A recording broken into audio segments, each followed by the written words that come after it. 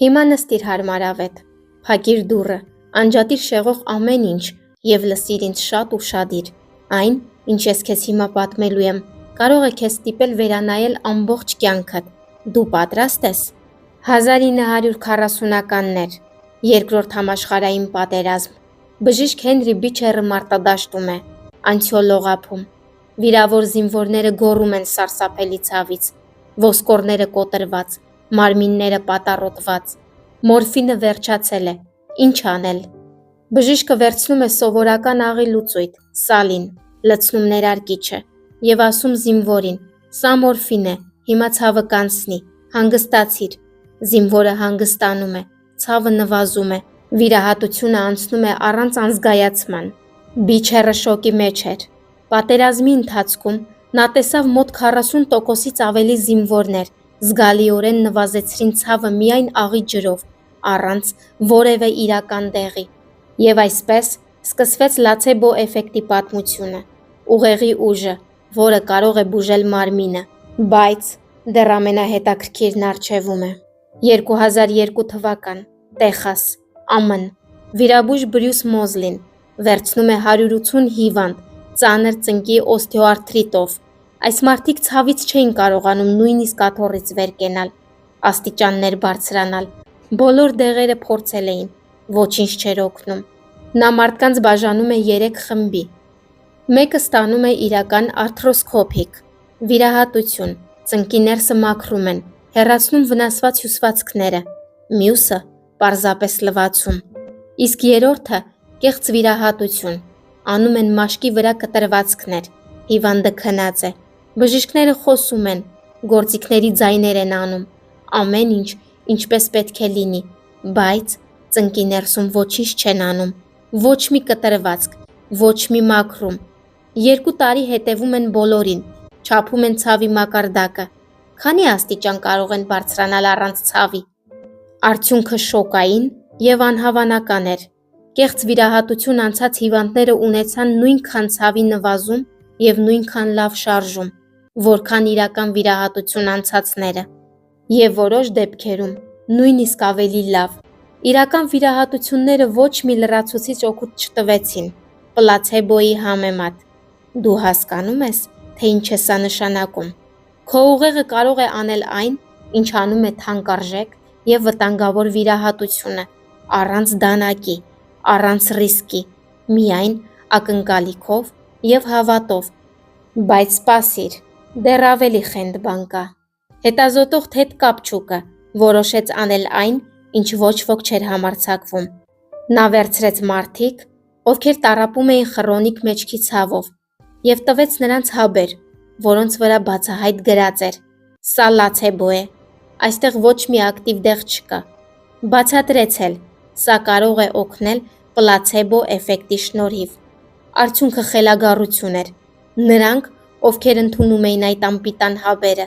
ունեցան մոտ 30% ցավի նվազում: Մյուս խումբը, ովքեր ոչինչ չէին ընդունում, միայն 9%: Նույնիսկ երբ մարդիկ գիտեին, որ դա կեղծ է, ուղեղը աշխատում էր և հետագա հետևումները ցույց տվեցին, որ էֆեկտը պահպանվում էր նույնիսկ տարիներ անց: Հիմա պատկերացրու մեկ այլ պատմություն, որը կփոխի քո հայացքը առօրյա աշխատանքի մասին: Հարվարդի հոգեբան Էլեն Լենգերը վերցրեց 84 հյուրանոցի մաքրուհիներ: Այս կանայք ամեն օր մաքրում են 15 սենյակ, ծռվում, վեր կենում, տեղափոխում ծանր սարքավորումներ, քայլում շատ: Բայց նրանցից շատերը չէին համարում իրենց աշխատանքը վարժություն: Նրանք ասում էին. «Մենք պարզապես աշխատում ենք, ոչ մի սպորտ չենք անում»: Լենգերը մեկ խմբին մանրամասն բացատրեց. «Ձեր աշխատանքը հիանալի վարժություն է,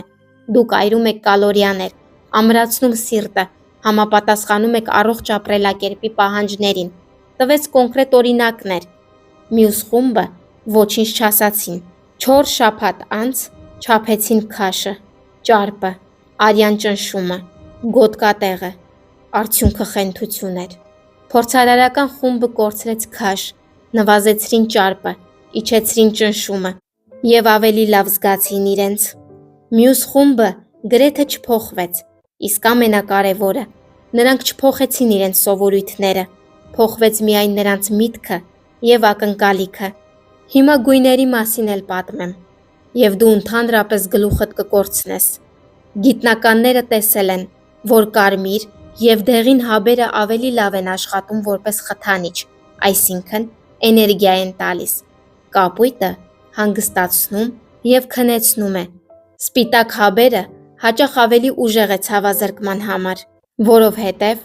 քո ուղեղը տարիներ շարունակ սովորել է այդ գույների իմաստը։ Բայց հիմա ամենասարսափելի եւ մութ կողմը՝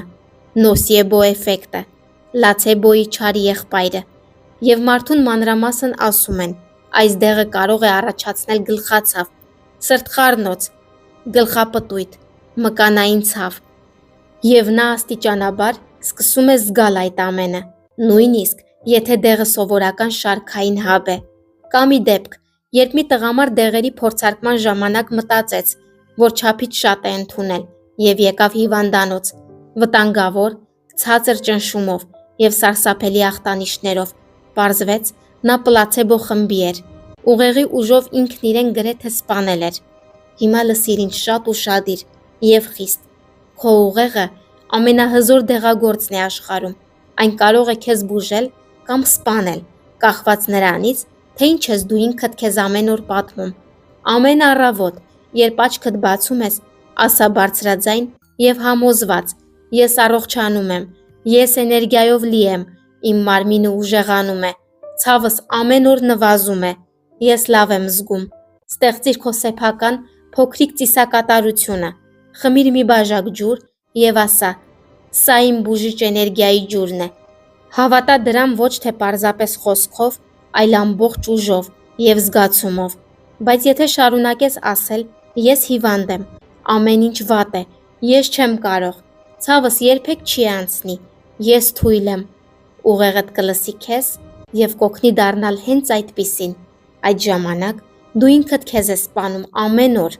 Դու ունես այս հսկայական ուժը քո գլխում։ Հարցն այն է, պատրաստ ես օգտագործել այն քո օգտին, թե շարունակելու ես ինքդ քեզ վնասել բացասական մտքերով։ Եթե այս տեսանյութը ստիպեց քեզ մտածել, լայքիր, մեկնաբանությունում գրիր մեծատառով. ես պատրաստ եմ օգտագործել իմ ուղեղի ուժը։